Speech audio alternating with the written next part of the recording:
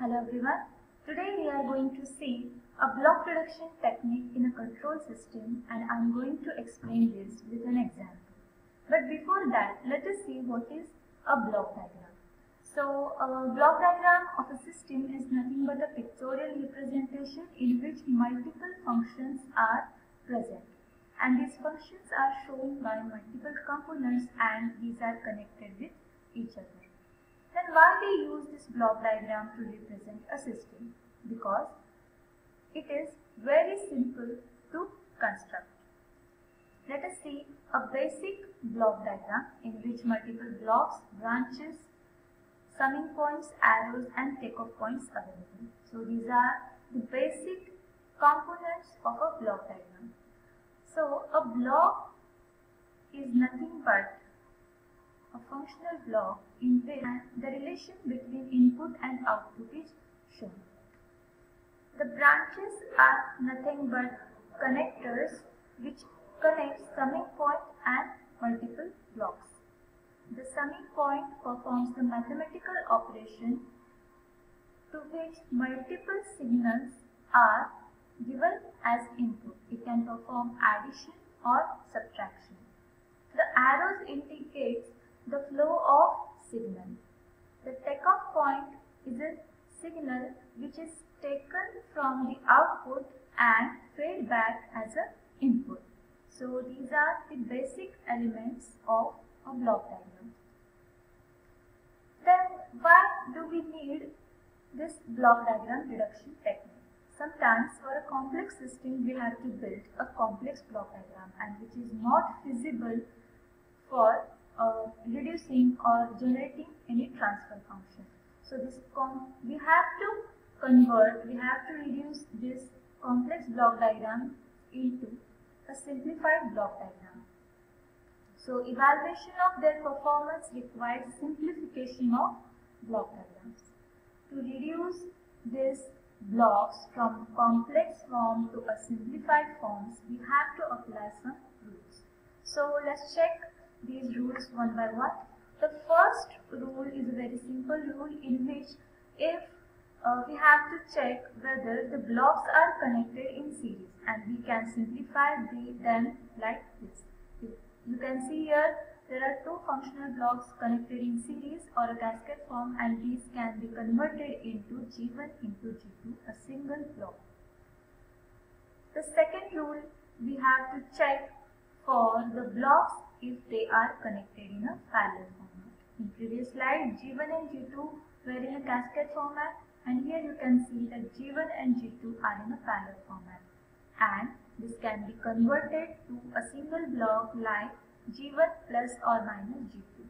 This plus or minus sign indicate the sign present at the summing point. If it is an addition, then it will be G1 plus G2, and if it is a subtraction, it will be G1 minus and G2. So the next rule is for a feedback loop. We have to check for the blocks connected in a feedback loop, and we can simplify this like in a single block, which is a standard format given here. In the loop, you can see there is a functional block, feedback path, summing point, and these all components are converted into a single block like Gs upon 1 plus Gs into Hs. The next rule, rule number 4, we have to check if there is a difficulty with the takeoff point while simplifying, so that we can shift this takeoff point before or after the functional block. In this, there are two conditions.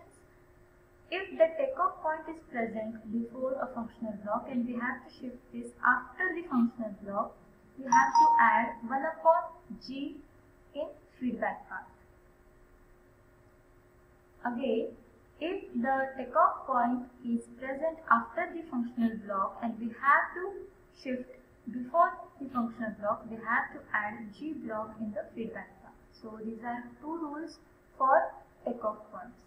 In the similar manner, we can apply rules for summing point.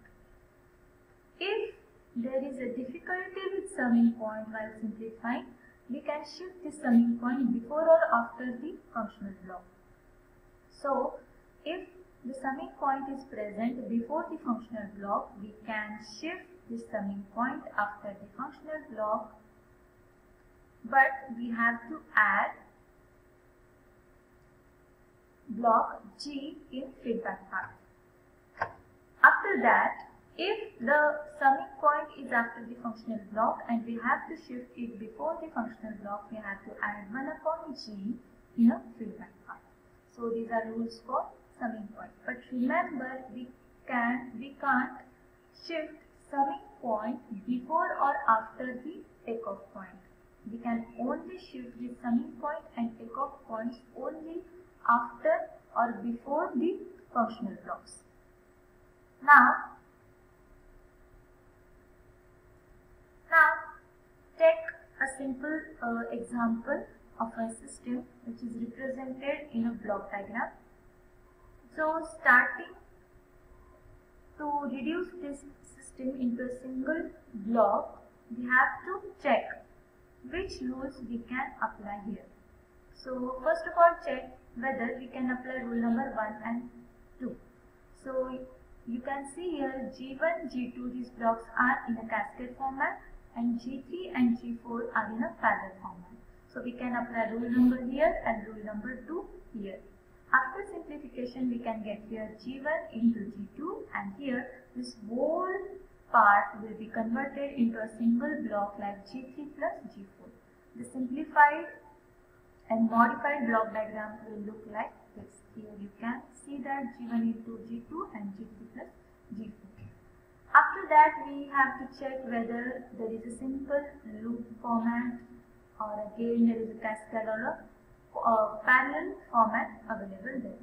Here you can see that there is a simple loop available, so we can apply rule number 3 here, and after that, if you can see, this block and this block can become in a cascade format, but we have to shift this takeoff point after the functional block, this G5 block.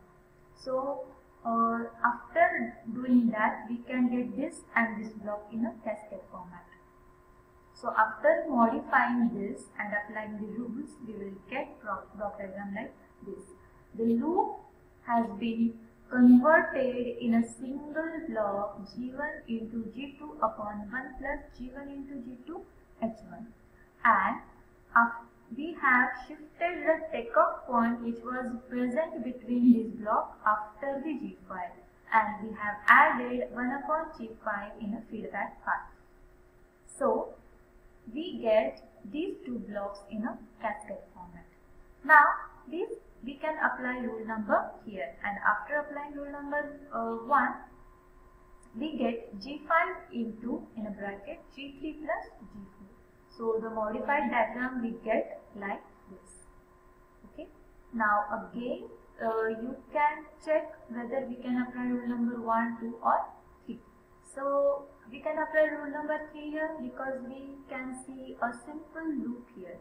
So after applying rule number 3 here, we can get a single block as G5 into in a bracket G3 plus G4 upon 1 plus H3 into G5 into G3 plus G4. So the modified diagram will be like this. You can see here the simple loop is converted in a single block. Now this block and this block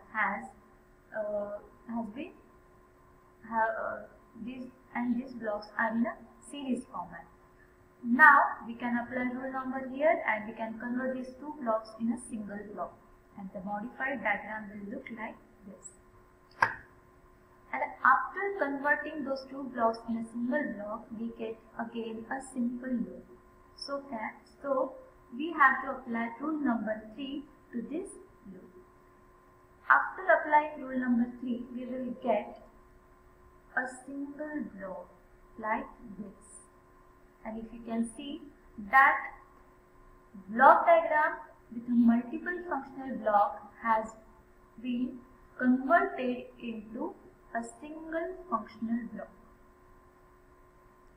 And after getting this simplified block diagram, we can easily find out the transfer function by computing Ys upon Rs. And we will get transfer function like this. So, as we have seen that this block reduction technique is applied to a block diagram to reduce a complex block diagram into a simplified block diagram. But for a very complex systems, we can't apply this block reduction technique. At that time, we have to overcome this problem, so we can use signal flow graph for the complex systems. Thank you.